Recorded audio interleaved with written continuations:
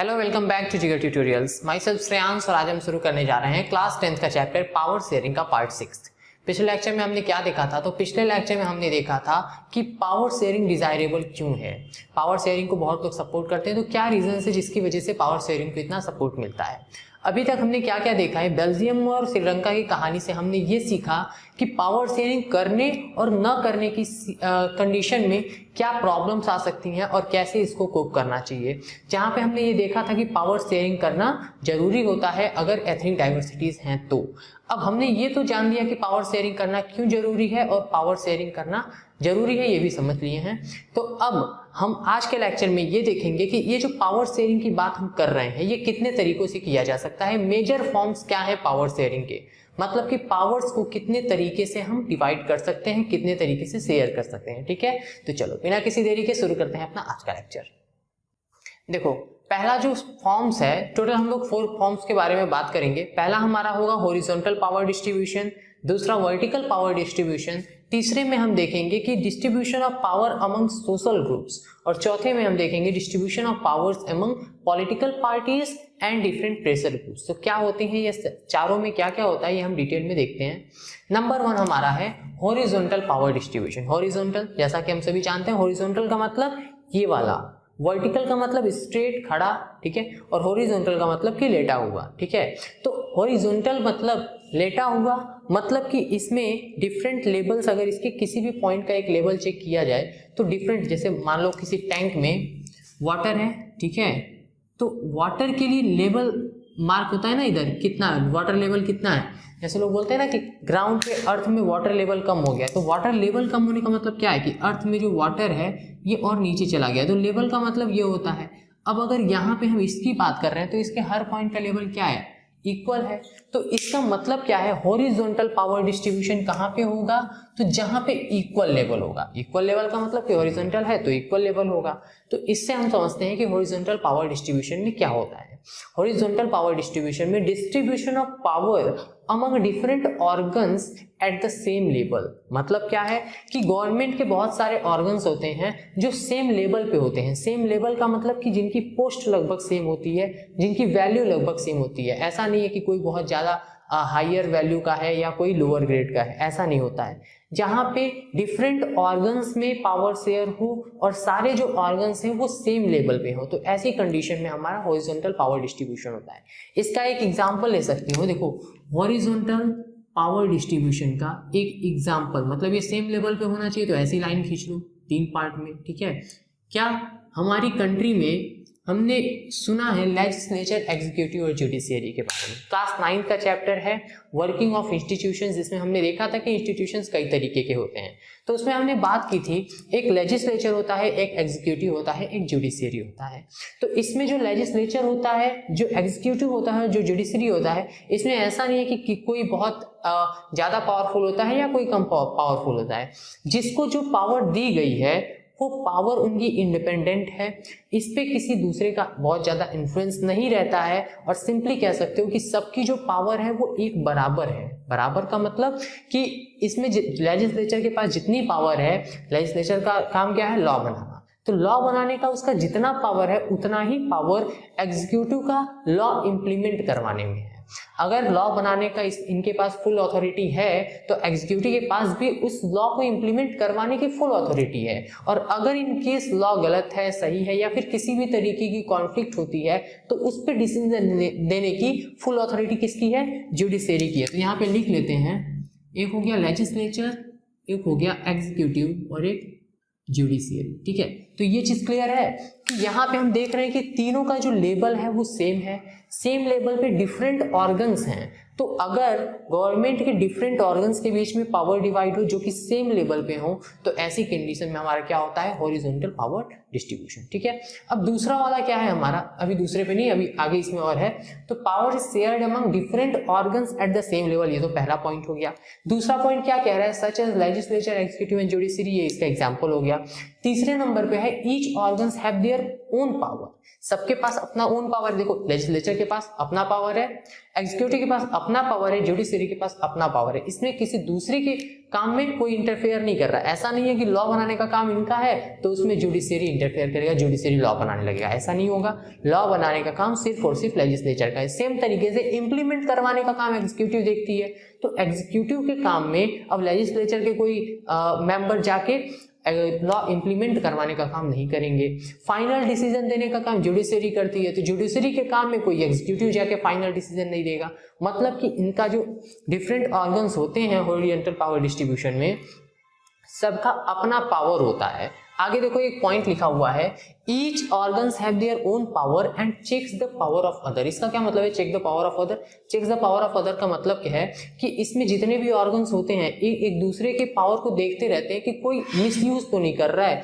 जैसे लेजिस्लेचर का काम है लॉ बनाना, लॉ बनाने की फुल अथॉरिटी लेजिस्लेचर को है, लेकिन इन केस अगर इस लॉ में कोई गड़बड़ है तो judiciary have the power, judiciary के पास ये पावर है कि वो उस लॉ को दोबारा से इंटरप्रेट कर सकता है, उसको चेक कर सकता है, अगर कुछ गलत है तो उसके बारे में अपोज कर सकता है जुडिशरी। सेम तरीके से एग्जीक्यूटिव का भी है, एग्जीक्यूटिव के रोल में भी जुडिशरी आ सकता है। लेकिन देखो यहाँ पे अभी मैंने कहा कि इनका पावर सेपरेट होता है, लेकिन अनलिमिटेड पावर कंट्रोल नहीं करते। ऐसा नहीं है कि हाँ इनको लॉ बनाने का पावर मिल गया तो जैसे मन करे वैसे लॉ बनाएंगे, ऐसा नहीं है। लॉ बनाएंगे सिर्फ यही, लॉ कोई और नहीं बनाएगा। लेकिन अगर उस लॉ के बियॉन्ड ये एक्सेसिव पावर को होल्ड करने की कोशिश करते हैं तो इन दैट केस इस पे इन लोगों का कंट्रोल रहेगा, इन लोगों की नजर रहेगी कि वो कुछ गलत ना करे। तो ये क्या है, each organs have their own power, अपनी पावर होती है, but they check the power of others. अपनी पावर तो होती है, साथ में दूसरे की पावर भी ये चेक करते रहते हैं। इस पॉइंट को इतना लंबा क्यों समझा रहा हूँ, अभी समझ में आ जाएगा। अगला पॉइंट क्या है, no organ can exercise unlimited power. वही पॉइंट है, क्यों नहीं अनलिमिटेड एक्सरसाइज कर सकते हैं, क्योंकि each checks the power of others.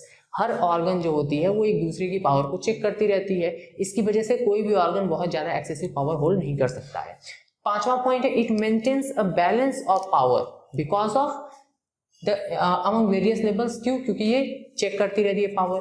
तो देखो पावर सबके पास सेपरेट होती है, ये एक दूसरे की पावर चेक करती रहती है। चेक करने की वजह से कोई भी ऑर्गन जो है वो अनलिमिटेड पावर एक्सरसाइज नहीं कर सकती है, और इस वजह से जो पावर का बैलेंस है वो बना रहता है।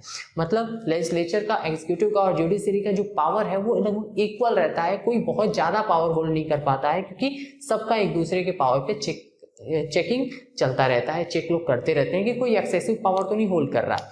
अब इस वजह से इस सिस्टम को, चूंकि इसमें क्या होता है कि चेक करते रहते हैं एक दूसरे के पावर को, और चेक करने की वजह से एक दूसरे की पावर को बैलेंस करते रहते हैं, और इस वजह से इस सिस्टम को, इस हॉरिजॉन्टल डिस्ट्रीब्यूशन ऑफ पावर को हम चेक एंड बैलेंस सिस्टम कहते हैं। क्लियर है? चलो अगला पार्ट हमारा क्या है, वर्टिकल डिस्ट्रीब्यूशन ऑफ पावर। तो वर्टिकल डिस्ट्रीब्यूशन में क्या होता है, जैसा कि हॉरिजॉन्टल में हमने ऐसे देखा, वर्टिकल में ऐसे होता है। अब देखो ये वाला जो लेवल है इसमें क्या लिख रहा है, हॉरिजॉन्टल में सब सारा पॉइंट एक लेवल पे था, वर्टिकल में सारे पॉइंट सेम लेवल पे नहीं है। तो इन सच अ सिचुएशन जो पावर का डिस्ट्रीब्यूशन होता है वो सेम लेवल पे नहीं, वो डिफरेंट लेवल्स पे होता है। यहाँ पे पॉइंट क्या है, ये लाइन सीधी क्यों नहीं हो रही है, देखो ऐसे में क्या होता है, पावर एक हायर लेवल होता है, फिर एक मिडिल लेवल और एक लोअर लेवल कह सकते हो। फॉर एग्जाम्पल जो हमारी इंडियन गवर्नमेंट है इसके 3 कंपोनेंट्स कौन से हैं, एक सेंट्रल गवर्नमेंट है, एक स्टेट गवर्नमेंट है और एक लोकल गवर्नमेंट है। तो इसमें भी तो पावर का डिस्ट्रीब्यूशन होता है, कुछ पावर सेंट्रल गवर्नमेंट के पास है, कुछ पावर स्टेट गवर्नमेंट के पास है और कुछ पावर हमारी लोकल गवर्नमेंट के पास है।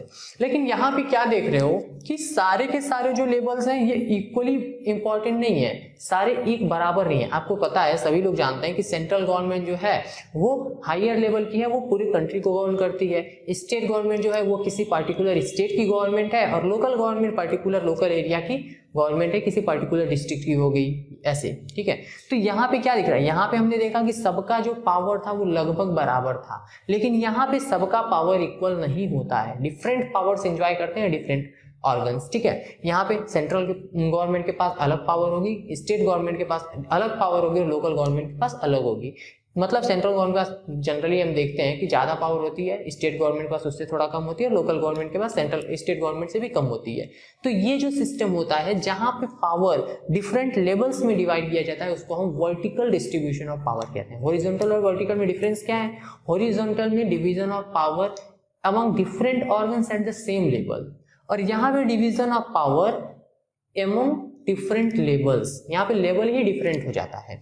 अब यहाँ पे देखो पॉइंट देखते हैं, power is shared among different levels of the government such as central, state and local government. ठीक है, different levels enjoy different powers which is given to them by constitution. इसमें जो भी ऑर्गन्स होते हैं उनके पास जो पावर होती है वो कॉन्स्टिट्यूशन के द्वारा उन्हें दी जाती है। अभी देखो इसमें इसके बाद एक नया चैप्टर आएगा फेडरलिज्म। ठीक है, इसके बाद वाला जो दूसरा चैप्टर आपका वो फेडरलिज्म है। उसमें क्या है, उसमें यही बताया जाएगा कि पावर का डिस्ट्रीब्यूशन होना चाहिए। डेमोक्रेसी जो है फेडरल स्ट्रक्चर पे बेस्ड होती है, तो उसमें पावर का डिस्ट्रीब्यूशन। अब वहाँ पे जब पढ़ोगे तो वहाँ पे ये बताया जाएगा कि जो भी ये डिफरेंट लेवल्स होती हैं, सेंट्रल, स्टेट और लोकल गवर्नमेंट, ये किन सब्जेक्ट्स पे लॉ बनाएंगी, किन पॉइंट्स पे, किन मुद्दों की ये लॉ बनाएंगी। मतलब सेंट्रल गवर्नमेंट किन मुद्दों पे लॉ बनाएंगी, स्टेट गवर्नमेंट किन मुद्दों पे लॉ बनाएगी और लोकल गवर्नमेंट किन मुद्दों पे इंटरप्रेट करेगी, लॉ बनाएगी। वो कॉन्स्टिट्यूशन में हमारे मेंशन्ड है कि इन पॉइंट्स पे सेंट्रल गवर्नमेंट लॉ बनाएगी, इन पॉइंट्स पे स्टेट गवर्नमेंट और इन पॉइंट्स पे लोकल गवर्नमेंट बनाएगी। सब्जेक्ट वाइज डिस्ट्रीब्यूशन है, 3 तरीके की लिस्ट वगैरह होती है। ये सब हम नेक्स्ट चैप्टर में देखेंगे जब फेडरलिज्म पढ़ेंगे। ठीक है, तो यहाँ पे हमारा क्या है कि हर लेवल का पावर डिफरेंट होता है और इनको जो पावर दी जाती है वो कॉन्स्टिट्यूशन के थ्रू दी जाती है। कॉन्स्टिट्यूशन में इनका पावर मेंशन्ड होता है। Different levels enjoy different powers given to them by constitution. अगला क्या है, there is a central government for the entire country. एक सेंट्रल गवर्नमेंट होती है जो पूरी एंटायर कंट्री के लिए होती है। सेंट्रल गवर्नमेंट या ना कह के अगर यहाँ पे लिखो there is a general government for entire country तो ये भी सही है, क्योंकि सेंट्रल गवर्नमेंट हर जगह पे एप्लीकेबल नहीं होगा, जनरल गवर्नमेंट कहना सही है। एक जनरल गवर्नमेंट बना दी जाती है जो पूरी इंटायर कंट्री के लिए होती है, और उसके बाद डिफरेंट प्रोविंशियल गवर्नमेंट या रीजनल गवर्नमेंट होती है जिसको अलग अलग जगहों पे अलग अलग नाम से जाना जाता है। जैसे इंडिया में इसको स्टेट गवर्नमेंट के नाम से जाना जाता है। तो जो एक जनरल गवर्नमेंट होती है जो इंटायर कंट्री के लिए होती है, उसके नीचे एक प्रोविंशियल गवर्नमेंट होती है जो किसी पर्टिकुलर प्रोविंस के लिए होती है, और एक रीजनल होती है जो पर्टिकुलर रीजन के लिए होती है। तो ये चीज़ समझ गए कि सेंट्रल गवर्नमेंट होती है इंटायर कंट्री के लिए और रीजनल गवर्नमेंट होती है पर्टिकुलर रीजन के लिए। और ऐसे सिस्टम को हम फेडरल स्ट्रक्चर बोलते हैं या फेडरल सिस्टम बोलते हैं। जो मैंने बताया अभी कि डेमोक्रेसी फेडरल सिस्टम पे बेस्ड होती है। डेमोक्रेसी का पहला पॉइंट होता है कि फेडरल स्ट्रक्चर होना चाहिए। फेडरलिज्म का मतलब ही होता है कि जो पावर है वो कॉन्स्टिट्यूएंट सेंट्रल अथॉरिटी और कॉन्स्टिट्यूएंट यूनिट के बीच में शेयर्ड होनी चाहिए। तो वही चीज़ है कि ये जो हमारा पावर डिस्ट्रीब्यूशन था वर्टिकल वाला, इसको हम फेडरल स्ट्रक्चर बोलते हैं। अब देखो ये दोनों सबसे इंपॉर्टेंट है डिस्ट्रीब्यूशन ऑफ पावर में। पावर शेयरिंग के जितने भी फॉर्म्स हैं उसमें पहला क्वेश्चन तो ये बन सकता है कि which system is known as check and balance system. तो उसमें आपको हॉरिजॉन्टल डिस्ट्रीब्यूशन के बारे में बताना होगा। और अगर पूछता है कि which form of power sharing is known as federal system, तो फिर वर्टिकल पावर डिस्ट्रीब्यूशन को बताना होगा। ठीक है, अब हमारा नेक्स्ट पार्ट है अमंग सोशल ग्रुप्स। तो हमने देखा हॉरिजॉन्टल पावर डिस्ट्रीब्यूशन कैसे होता है, वर्टिकल पावर डिस्ट्रीब्यूशन कैसे होता है। अब हम देखेंगे कि अमंग सोशल ग्रुप्स पावर का डिस्ट्रीब्यूशन कैसे होता है। देखो जहाँ पे ये चीज़ कहाँ पे प्रैक्टिस की जाती है, जहाँ पे मल्टी एथनिक कंपोजिशन होता है सोसाइटी का। मल्टी एथनिक का क्या मतलब है? एथनिक की मीनिंग कई बार मैं बता चुका हूँ स्टार्टिंग से लेके अभी तक। एथनिक का मतलब होता है जातीय। जातीय का मतलब किसी पर्टिकुलर जाति के बेसिस पे। जाति क्या होता है? तो जाति का मतलब ये जो हम लोग कॉमनली जाति सुनते हैं वो जाति नहीं होती है। जातिवाचक संज्ञा सब लोगों ने सुना होगा। तो ये जो चीज़ें होती हैं मतलब कि किसी पर्टिकुलर बेसिस पे एक कम्युनिटी, एक ग्रुप, उसको हम कलेक्टिव नाउन जो होती है उसको हम कह सकते हैं जाति। ठीक है, तो किसी पर्टिकुलर बेसिस पे एक पर्टिकुलर सोसाइटी का फॉर्मेशन, एक पर्टिकुलर ग्रुप का फॉर्मेशन, ये होता है एथनिक। तो डिफरेंट एथनिक ग्रुप्स जहाँ पे रहते हो मतलब कि पर्टिकुलर बेसिस पे डिफरेंट ग्रुप्स बन जाए। जैसे इंडिया में अगर देखोगे तो लैंग्वेज के बेसिस पे बहुत सारे ग्रुप्स हैं। जैसे कुछ गुजराती बोलते हैं, कुछ तमिल्स बोलते हैं, कुछ महाराष्ट्रियन मतलब मराठी बोलते हैं, कुछ हिंदी बोलते हैं, कुछ आप चले जाओगे उधर जम्मू कश्मीर वाले रीजन में तो वहाँ की अलग लैंग्वेज थोड़ी सी है, पंजाब में चले जाओगे तो पंजाबी लैंग्वेज है।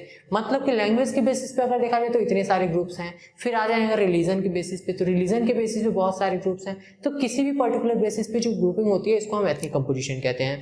तो जहाँ पे मल्टी एथनिक सोसाइटी होती है, मल्टी एथनिक कंपोजिशन होता है, वहाँ पे अमंग डिफरेंट रिलीजियस ग्रुप्स या लिंग्विस्टिक ग्रुप्स के बीच में भी पावर का डिवीजन होता है।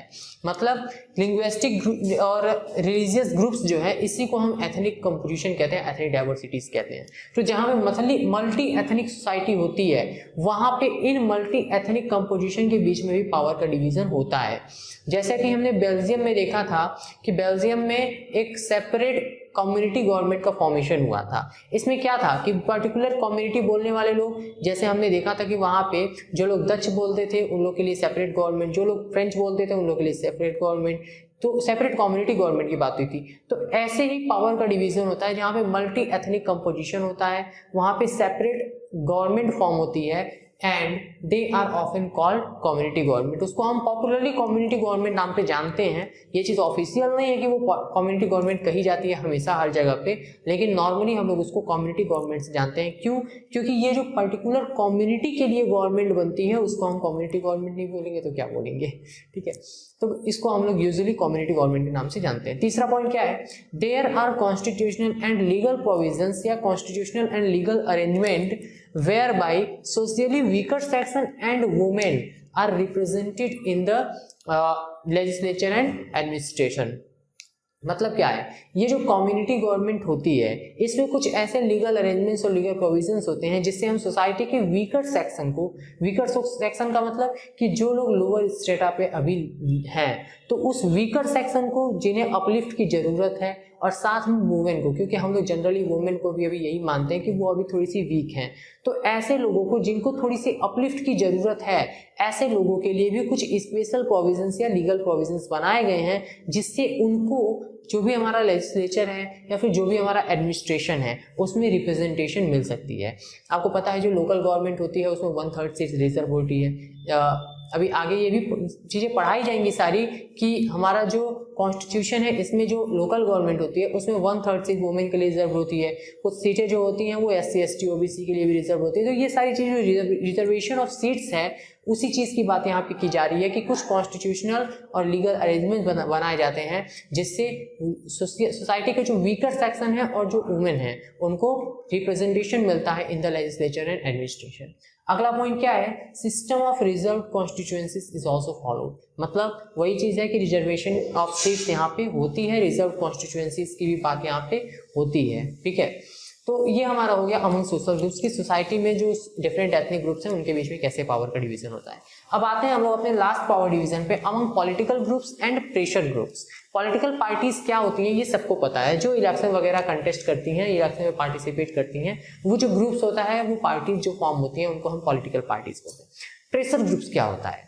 तो प्रेशर ग्रुप्स सिंपली एक ऐसी ग्रुपिंग होती है कुछ लोगों की जो अपनी कम्युनिटी के लिए, मतलब सिंपली कह सकते हो अपने ग्रुपिंग के लिए आवाज उठाने के लिए होता है। अब अपनी कम्युनिटी का मतलब, जैसे एक कॉमन सा एग्जांपल, बहुत कॉमन सा, ABVP का नाम सबने सुना होगा। ये विद्यार्थियों का एक ग्रुप है, विद्यार्थियों की एक पार्टी है, स्टूडेंट्स का एक ग्रुप है जो स्टूडेंट्स के लिए आवाज उठाता है। अगर स्टूडेंट्स को कोई भी प्रॉब्लम हुई, कोई दिक्कत हुई, तो उसके खिलाफ सबसे पहले आवाज जो उठाना है वो ABVP उठाता है। स्टूडेंट्स के लिए कोई लीगल प्रोविजंस आना है तो उसके लिए ABVP आवाज उठाता है। जैसे अभी कोरोना टाइम पे देखा था, एग्जाम जो बेसिकली यूनिवर्सिटी वगैरह के एग्जाम्स थे, इसको कंडक्ट करवाएं कि ना करवाएं, इसके लिए भी कई बार ABVP का नाम आया था कि ABVP के जो छात्र नेता लोग हैं उन लोगों ने ज्ञापन दिया है एंड ऑल। तो ये जो ग्रुप है ABVP, ये क्या पॉलिटिकल पार्टी है? नहीं, कोई पॉलिटिकल पार्टी नहीं है। कोई गवर्नमेंट ऑर्गेनाइजेशन है? नहीं। ये क्या है? ये सिंपली एक प्रेशर ग्रुप है। प्रेशर ग्रुप इसको क्यों बोला जाता है? क्योंकि ये ग्रुपिंग कोई पॉलिटिकल पार्टी नहीं है, ये सिंपली एक ग्रुप है कुछ लोगों का, एक पर्टिकुलर कम्युनिटी टाइप का। जैसे स्टूडेंट्स भी एक कम्युनिटी में आते हैं तो एक पर्टिकुलर कम्युनिटी का एक ग्रुपिंग है जो गवर्नमेंट पे प्रेशर करता है किसी चीज को अपोज करने के लिए। अगर कुछ गलत हो रहा है तो उस चीज का अपोज कर सकते हैं। ये तो मैंने स्टूडेंट का एक एग्जांपल दिया, ऐसे बहुत सारे और भी हो सकते हैं। ट्रेड में हो सकता है, ट्रेड में अगर कुछ गलत हो रहा है तो उसको अपोज करने के लिए आपके इंडस्ट्रियल सेक्टर में हो सकता है, इंडस्ट्रियल वर्कर्स का अलग ग्रुप बन सकता है, या फिर मतलब कह सकते हो कि सिंपली किसी भी बेसिस पे, डिफरेंट बेसिस पे डिफरेंट प्रेशर ग्रुप्स होते हैं। तो ये चीज समझ गया प्रेशर ग्रुप्स क्या होता है, उसके बारे में बहुत ज्यादा नहीं जाना है। Among political parties and pressure groups होता क्या है, देखो डेमोक्रेटिक सिस्टम जो है, मैंने अभी बताया कि डेमोक्रेसी क्या कहता है, पहला फंडामेंटल प्रिंसिपल जो है, बेसिस है जो डेमोक्रेसी का, वो ये है कि पावर शेयर्ड होना चाहिए। इसके पहले वाले वीडियो में भी हमने देखा था कि it is the basic spirit of democracy.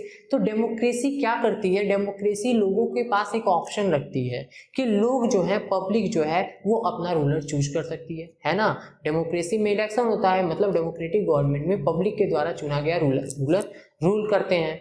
तो अब ऐसे में जब पब्लिक चूज करती है तो ये जो चूजिंग का प्रोसेस होता है, ये पूरी तरीके से एक कंपटीशन के फॉर्म में होता है। It is in the form of competition, और कंपटीशन के फॉर्म में होने की वजह से the power does not remain in one hand. Power जो है वो एक हाथ में नहीं रहता है। कंपटीशन किसके बीच में होता है, तो competition between different political parties होता है। इस वजह से जो पावर्स हैं वो एक हाथ में न रह के डिफरेंट पॉलिटिकल पार्टीज में स्प्लिट जाते हैं। मान लो अगर इलेक्शन नहीं होता, गवर्नमेंट किसी को भी बना दिया जाता, जो रूल कर रहा है वो नेक्स्ट गवर्नमेंट के लिए किसी को बुला दिया कि हाँ अब आगे आप रूल करेंगे। तो ऐसे में क्या है कि कोई पावर जो है वो इस पॉलिटिकल पार्टीज के बीच में स्प्रेड नहीं होता। लेकिन ऐसा नहीं होता है, एक पर्टिकुलर इलेक्शन होता है, उसमें कंपटीशन का फॉर्म देखने को मिलता है, एक बहुत जबरदस्त कंपटीशन देखने को मिलता है। तो ऐसे में हमें क्या सामने आता है कि पॉलिटिकल पार्टीज के पास भी पावर्स होती हैं। उनके पास ये राइट है कि वो अपने आप को, अपनी जो आइडियाज हैं उसको लोगों के सामने लाएं, जो भी अपने थिंकिंग्स हैं, जो भी प्रोमिसेस हैं वो लोगों से करें, और फिर रूल करने के लिए इलेक्शन में पार्टिसिपेट करें। इतना ही नहीं, ये भी देखा गया है कि it is shared among the political parties, ये तो समझ गए। It can also be seen in the form of pressure groups and coalition government. तो प्रेशर ग्रुप्स में क्या होता है कि प्रेशर ग्रुप्स को भी कुछ पावर दी जाती है कि प्रेशर ग्रुप्स भी किसी चीज को अपोज कर सकता है, उसके पास सेपरेट पावर होती है।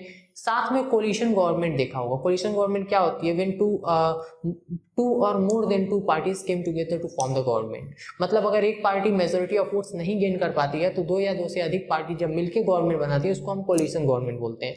तो ऐसे में क्या होता है कि जो पावर है वो एक पार्टी के पास रहती नहीं है, वो डिफरेंट पॉलिटिकल पार्टीज में बांटती जाती है। तो यही पॉइंट है कि पावर जो है पॉलिटिकल पार्टीज के बीच में भी स्प्रेड होता है। ठीक है, चलो एक बार फटाफट स्लैब रिकैप देखते हैं।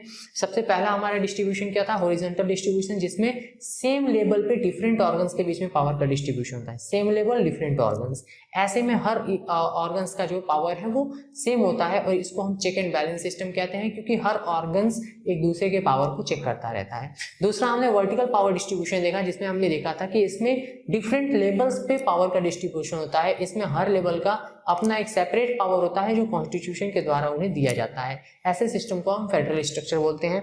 तीसरे नंबर पे हमने देखा अमंग सोशल ग्रुप्स। तो इसमें क्या होता है, मल्टी एथनिक सोसाइटीज में डिफरेंट एथनिक ग्रुप्स के बीच में पावर का डिवीजन होता है। इसमें रिजर्व कॉन्स्टिट्यूएंसीज भी फॉलो होती है, और ऐसे सिस्टम को बेसिकली हम कम्युनिटी गवर्नमेंट बोलते हैं। और लास्ट हमारा है अमंग द पॉलिटिकल पार्टीज, जिसमें हमने देखा कि पॉलिटिकल पार्टीज जो होती हैं वो इलेक्शन कंटेस्ट करने के लिए पार्टिसिपेट करती हैं, और कोलिशन गवर्नमेंट के फॉर्म में भी इनके बीच में पावर का डिवीजन होता है। ठीक है, चलो इसके साथ ही हमारा ये चैप्टर खत्म हो गया है। ठीक है, तो आज के लेक्चर में बस इतना ही। मिलते हैं नेक्स्ट चैप्टर में किसी नए चैप्टर के साथ, तब तक